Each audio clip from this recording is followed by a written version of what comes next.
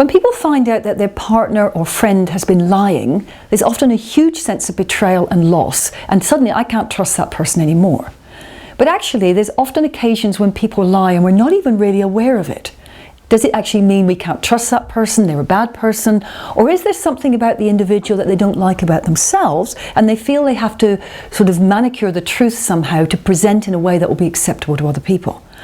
For instance, someone may actually go along with agreeing with your values or an outlook, or say they like spending time with you, or say they're going to aspire to do certain things because they feel they'll be judged by other people if they say something different. The husband says, yes, I'm going out and going to get this career and I'm going to invest in time and energy into doing this, only because they're perhaps afraid to lose their partner. But deep down, they really don't have a lot of aspirations to do that. Does that make somebody a liar? Does it make them a bad person? Probably not. What the challenge is, of course, is what is it about that individual that doesn't allow them to say, I need to put my hands up, this doesn't work for me, this is what I'm like and these are my values, even when it causes conflict. It requires two things. It requires the ability to communicate effectively, to handle conflict, but it also means the individual has to handle a level of anxiety within them where they might feel judged or lose the other person.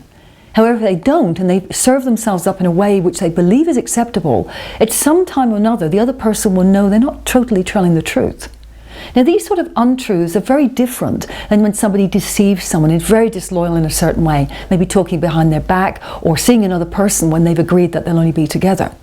These can cause enormous challenges for people. And often when the person asks them for details of it, they might actually lie, is tell an untruth. I always say to people, if little Tommy breaks a glass on the table, and when mummy says, well, have you broken the glass? And the child says no, does this make the child a pathological liar? I don't think so. The child is afraid of losing the source of their love from the parent.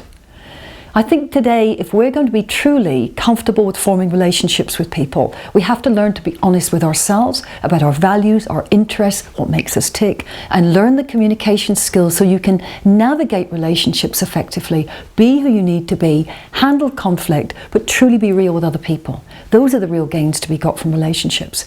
However, it's often difficult to do that at a conscious level because how we've been brought up by our parents and our society means we have to sort of embroider the truth. Sometimes help is needed to do this.